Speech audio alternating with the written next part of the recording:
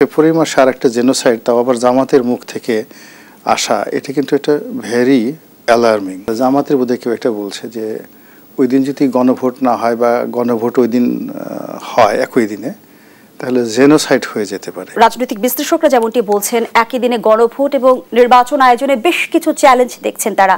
আমি যদি একটি বিষয় আপনার সামনে তুলে ধরি, ত্রয়োদশ নির্বাচনে ভোট গ্রহণ শুরু হবে আমরা জানি সকাল 8টায় এবং শেষ হবে বিকেল 4টায়।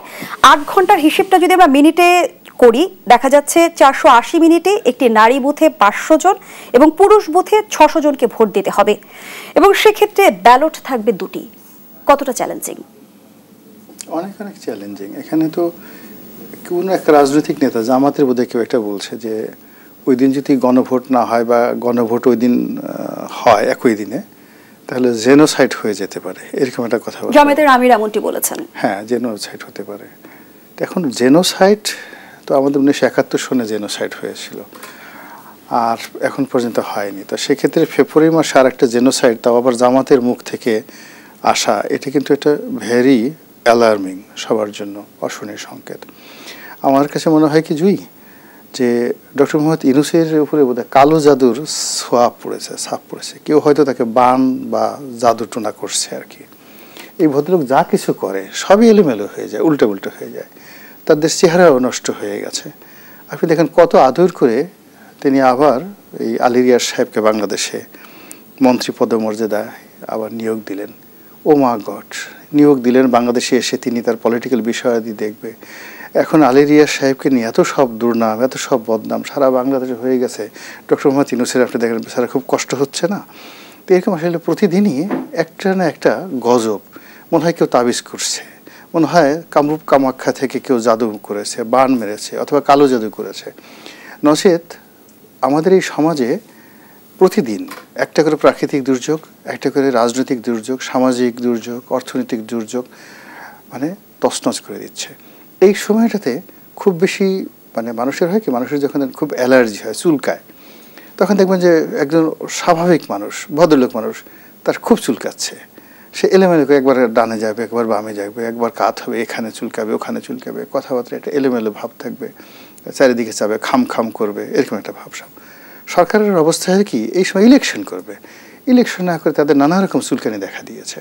এখন এই অন্তর্বর্তীকালীন সরকার তাদেরকে বন্দর লিজ দিতে হবে, তাদেরকে এই সময়টাতে নতুন আরেকটা বন্দর তৈরি করতে হবে, তাদেরকে এই আইসিটি পার্ক করতে হবে, তাও আবার কড়াইল বস্তিতে না কোথায়তে। এই সমস্ত বিষয় নিয়ে যে তর্ক বিতর্ক হচ্ছে, প্রায় প্রতিটি জিনিসই আমাদের নির্বাচনের যে সম্ভাবনা, সেই সম্ভাবনাকে শত যোজন দূরে নিয়ে যাচ্ছে।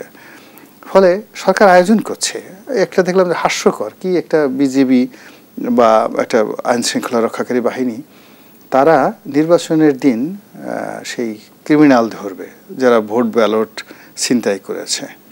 তো সেটা ধরার জন্য একটা মহড়া হচ্ছে। সেই মহড়াতে এরকম দৃশ্য আমি আমার জীবনে কখনো দেখিনি।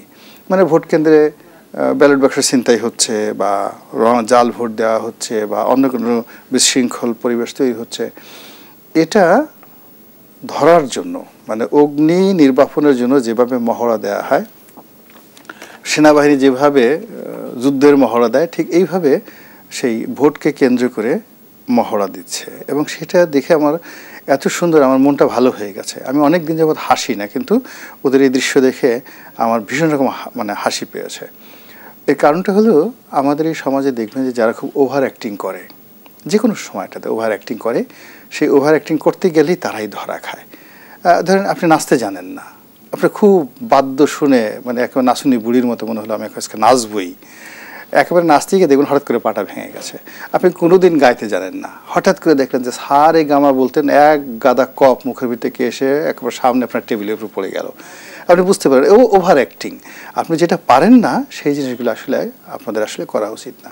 তো এই সরকার গত 14 মাসে কি পারেন, এটা আমরা না বুঝলেও গত 14 মাসে আমরা বুঝে গেছি কি তারা পারেন না। এটা বুঝে গেছি, তারা আইন শৃঙ্খলা রক্ষা করতে পারেন না, তারা মব বন্ধ করতে পারেন না, তারা মানুষের বিশ্বাস, আস্থা, ভালোবাসা অর্জন করতে পারেন না, তারপর তারা সোজা পথে চলতে পারেন না, তারা যে কোনো শব্দ উচ্চারণ করলে যদি, কিন্তু, তবে, বটে, দাড়ি, কমা, সেমিকোলন, ড্যাশ ইত্যাদি ছাড়া কখনো কোনো বাক্য রচনা করতে পারেন না। তারা আই কন্ট্যাক্ট করতে পারেন না। আপনি যখন তাদের সাথে কথা বলবেন তারা ডান দিকে কথা বলে বাম দিকে তাকিয়ে থাকবে। যেখানে হাসার দরকার নেই তারা সেখানে হাসবে, যেখানে মুখ কালো করার দরকার নেই সেখানে তারা মুখ কালো করে থাকবে, আই কন্ট্যাক্ট করতে পারে না। তাদের যে বডি ল্যাঙ্গুয়েজ, ড্রেস কোড, এটা মানে মেহমানদের সঙ্গে মানে না। তারা যাকে দাওয়াত করছে মানে তাদের সঙ্গে তাদের মিলে না। তাহলে এই গত 14 মাসে তারা টু দি পয়েন্টে বুঝিয়ে দিয়েছে যে তারা এই জিনিসগুলো আসলে পারেন না।